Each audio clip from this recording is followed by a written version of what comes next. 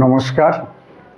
কাছেও দূরে, দেশে ও বিদেশে সমস্ত শ্রোতাবন্ধু দর্শকদের আমার সহ আপনাদেরই চ্যানেল শান্তিবার্তাতে সুস্বাগতম।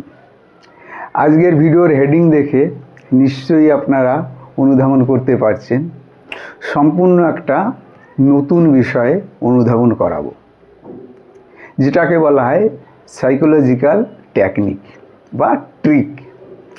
সাইকোলজিক্যাল কিছু মুভমেন্ট আছে যেটা আপনি লক্ষ্য করার মাধ্যমে একটা মানুষ সম্পর্কে আপনার কিছুটা ধারণা জন্মাবে।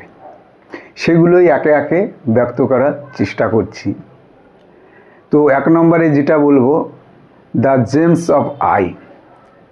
এর মানেটা হলো আই কন্ট্যাক্ট। আপনারা হয়তো এর বিষয়ে একটু বলে নেওয়া ভালো। আপনারা হয়তো দেখবেন যারা দাবাড়ু প্লেয়ার আছেন, বিখ্যাত প্লেয়ার, তাদের দাবা খেলা যদি দেখেন, প্রতিপক্ষ খেলোয়াড়ের দিকে চোখে চোখ রেখে কখনো তাকান না। আমরা সবাই জানি মনের আয়না হচ্ছে মুখ, এবং মুখের আগে যেটা সেটা হচ্ছে চোখ। চোখ দেখেই মানুষের মনের ভাব অনুমান করা যায়। তো দাবা খেলোয়াড়েরা একে অপরের চোখের দিকে এই কারণেই তাকান না।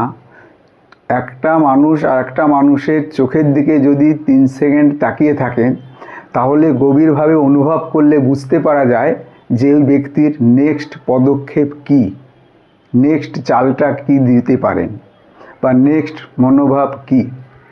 কাজেই এই কারণেই দাবা খেলোয়াড়রা কখনোই চোখের বিপরীত দিকের খেলোয়াড়ের চোখের দিকে চোখ রেখে তাকান না। তো আপনি একটা ব্যক্তিকে দেখে, একটা মানুষকে দেখে কিভাবে পরীক্ষা করবেন? আপনি কাউকে কোনো কিছু জিজ্ঞাসা করুন, সেটা আপনার সাংসারিক ক্ষেত্রে হোক, সামাজিক ক্ষেত্রে হোক, বা আপনার কর্মক্ষেত্রে হোক। কোনো বন্ধুবান্ধব বা প্রিয়জনের কোনো কথা হয়তো জিজ্ঞাসা করলেন কোনো বিষয়। তো আপনি লক্ষ্য করবেন, সে যদি চোখটা উপরের দিকে তাকিয়ে যদি বাঁ দিকে তাকান, চোখ দুটি উপরের দিকে করে যদি বাঁ দিকে তাকান এবং আপনার প্রশ্নের উত্তর দেন, তাহলে ভাববেন যে ও সত্যি কথাই মনে করে বলতে চাইছে। মানে আপনি যেটা জিজ্ঞাসা করেছেন সেই বিষয়ে যেটা সত্যি সেইটাইও ব্যক্ত করার চেষ্টা করছেন। কিন্তু আপনি যদি লক্ষ্য করেন যে ডান দিকে উপরের দিকে তাকিয়ে কিছু চিন্তা ভাবনা করে আপনাকে উত্তর দিচ্ছেন, তাহলে আপনাকে ভেবে নিতে হবে ও নিশ্চয়ই আপনাকে মিথ্যা কথা বলছেন। এবার খেয়াল করে দেখুন তো, এমন কোনো বন্ধুবান্ধব কি আছে যে সচরাচর আপনার সঙ্গে এরকমভাবে মিথ্যা কথা বলে? তাহলে এই ভিডিওটি সেই বন্ধুকেই আগে শেয়ার করবেন। দ্বিতীয় যে পয়েন্টটা, দ্য হ্যান্ড মুভমেন্ট। আপনি যদি দেখেন বিপক্ষ যে ব্যক্তি আপনার সঙ্গে কথা বলার সময় হাত তালুর সঙ্গে তালু এরকম ঘষছেন, বা হাতের এরকম বক্ষবন্ধনী করে আছেন, আপনার সঙ্গে কথা বলছেন, তাহলে আপনাকে মনে করে নিতে হবে উনি আপনার সঙ্গে কথা বলে বেশ আনন্দ লাভ করছেন না, এবং ইতস্তত বোধ করছেন, ঠিক কমফোর্টেবল ফিল করছেন না। মেকি দেখানো কথা দায়সারা হিসাবে আপনার সঙ্গে টাইম পাস করছেন। সেই জায়গায় যদি দেখেন যে হাতের ছোট ছোট মুভমেন্ট, যেমন ভিডিওতে দেখতে পাচ্ছেন, এরকম মুভমেন্ট করে যদি আপনার সঙ্গে কথা বলেন, তাহলে আপনাকে ভেবে নিতে হবে সে মন থেকেই আপনাকে চান বা পছন্দ করেন এবং আপনার শুভাকাঙ্ক্ষী। 3 নম্বরে যে পয়েন্টটা, দ্য স্মাইল। আপনারা হয়তো জানবেন যে শতকরা 94% মানুষ বার্তালাপের সময় বিশেষ করে একটা ফলস হাসি দেন, এবং ফলস হাসিটার টাইম পিরিয়ড কত? 3 থেকে 4 সেকেন্ড, এবং অরিজিনাল হাসিটা যদি হয় 7 থেকে 8 সেকেন্ডের বেশি সেটা দীর্ঘায়িত হবে। এবার যখন সে অরিজিনাল হাসিটা হাসবেন, তখন মুখটা তো খুলবেই, তার সঙ্গে তার আই লেন্সটা ছোট হয়ে যাবে, চোখ ছোটো মতো হয়ে যাবে, অরিজিনাল হেসে পড়বেন।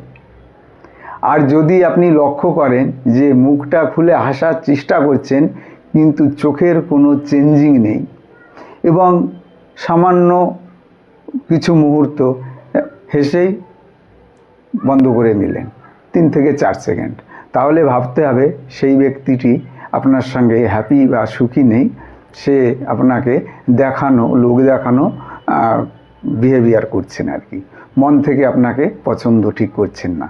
এবার 4 নম্বর পয়েন্ট, দ্য বডি ল্যাঙ্গুয়েজ।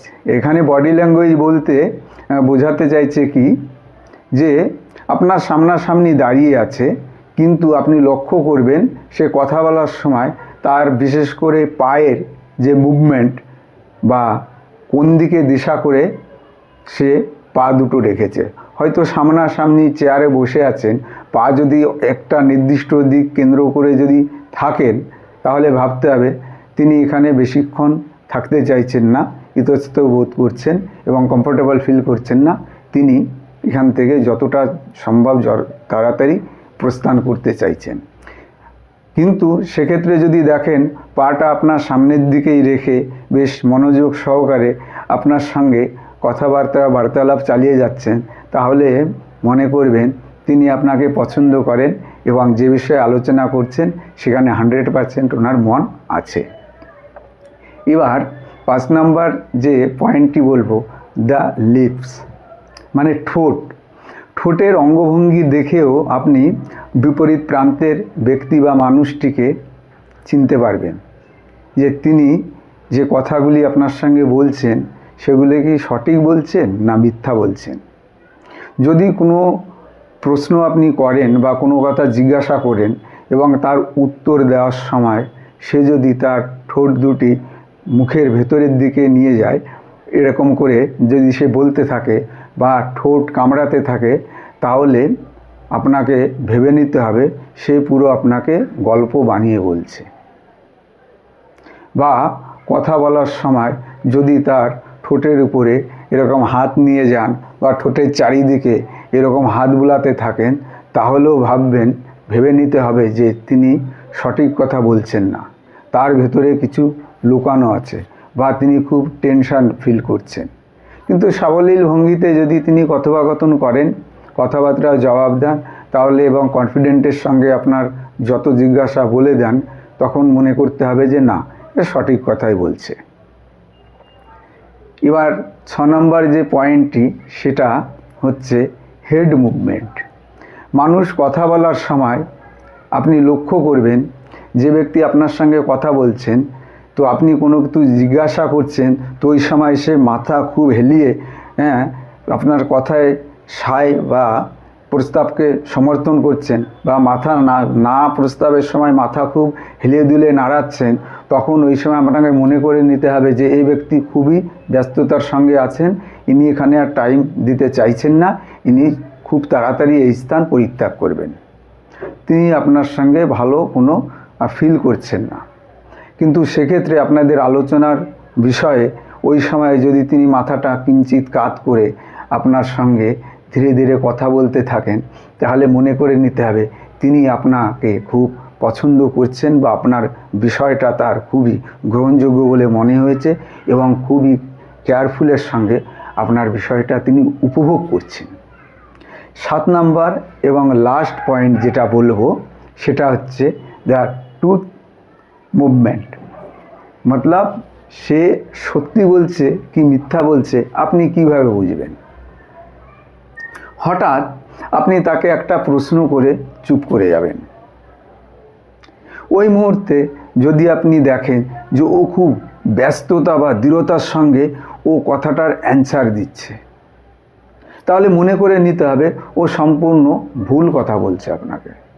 বা কথা বলার সময় সেকেন্ড পয়েন্ট লক্ষ্য করবেন, যদি আমতা আমতা করেন, কোনো কথা যদি ক্লিয়ারলি না বলেন, তাহলে আপনাকে মনে করে নিতে হবে যে এ কথা ভেতরে বানিয়ে তারপরে বলছেন, এ সত্যি কথা বলছেন না। কিন্তু সত্যি কথা বলবে তখনই আপনাকে লক্ষ্য করতে হবে সত্যি কথা বলার সময় সে অপকটে এবং কনফিডেন্টের সঙ্গে বলবে যে না এইটাই বিষয় ছিল, আপনি যেটা জিজ্ঞাসা করবেন সেই বিষয়ে আপনাকে পুরো কনফিডেন্টের সঙ্গে উত্তর দেবেন। তাহলেই আপনাকে বুঝে নিতে হবে ব্যক্তি সঠিক এবং সত্য কথা বলছেন। তো এই ছিল আজকের আলোচনার বিষয়, সাইকোলজিক্যাল ট্রিক বা টেকনিক। এটা আপনি যদি আয়ত্ত করতে পারেন, ভিডিওটা সেভ করে রাখতে পারেন, বারবার কয়েকবার শুনলে এই পন্থাগুলি যদি মনের মধ্যে গেঁথে নিতে পারেন, কর্মক্ষেত্রে বা সমাজে বা পরিবারেও আপনার অনেক সুফল বা কাজে লাগতে পারে। আমার এই ভিডিও তৈরির যে প্রয়াস, তখনই এটি সফল হবে যখন এটা আপনার কোনো উপকারে লাগবে। যদি কিঞ্চিত মাত্র উপকারে আসে, তাহলে ভিডিওটি আপনার প্রিয়জন বা বন্ধুবান্ধবদের শেয়ার করবেন। যথাসাধ্য চেষ্টা করব উত্তর দেওয়ার।